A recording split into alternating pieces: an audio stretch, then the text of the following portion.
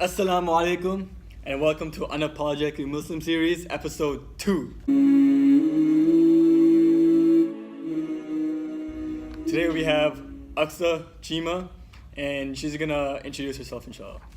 Assalamu alaikum, my name is Aqsa Chima. I'm majoring in social work at FIU.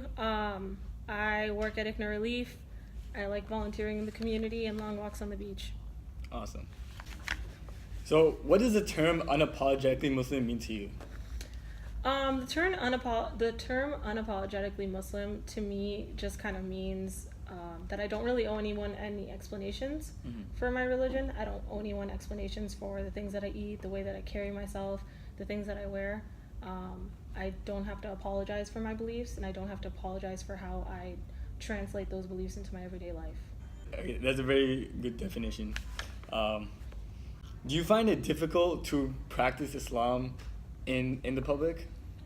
I mean, once upon a time I found it difficult. I found a lot of fear in it, but not because I was ashamed. I just felt like I was very nervous. Like I usually am a very nervous person, but I was also very shy growing up. So I used to be a little bit afraid. Like when I started wearing hijab, I used to be terrified because I didn't want people asking me questions, and I didn't want anyone like pointing fingers at me or saying like, "Hey, look at the hijabi girl," or "Look at the Muslim," or something like that. But I mean, now it's not necessarily fear. I think I'm just more cautious now, just because I feel like there was like a lot of Islamophobia. So I usually just feel like I'm just watching my back because I just don't want to end up in like an internet video of the hijabi getting harassed. But it's not more so. I'm just afraid of being like public with the harassment, not the actual harassment. I don't know if that makes sense. Yeah. Yeah. So you brought up the hijab, which is the headscarf. Has wearing the hijab ever affected you, or have you ever felt like you were at a disadvantage while getting a job, or do you feel like someone ever like stared you down or anything like that?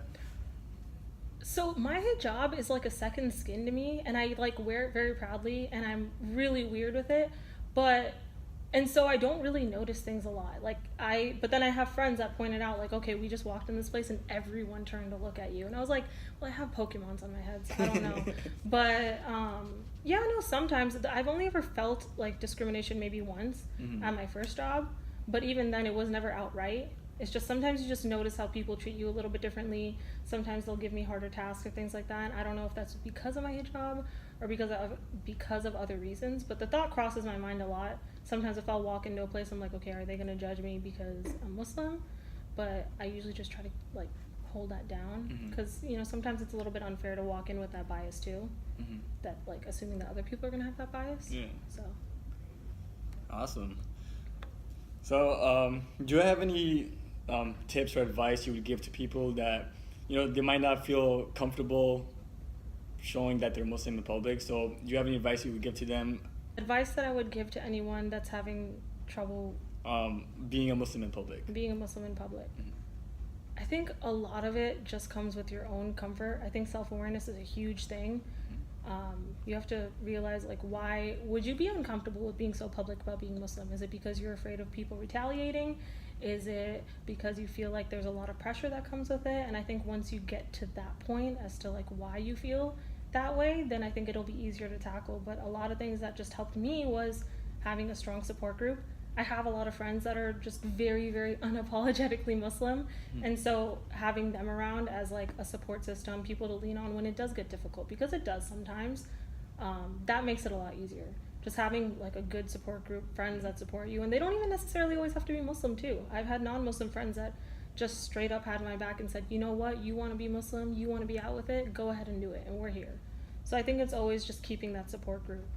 Awesome. So as you guys remember from the first episode, this advice that she just gave is very similar to that first episode, where they both said that having a strong support system or having being around a good environment is very important, inshallah. So with that concludes episode 2. See you guys in episode 3.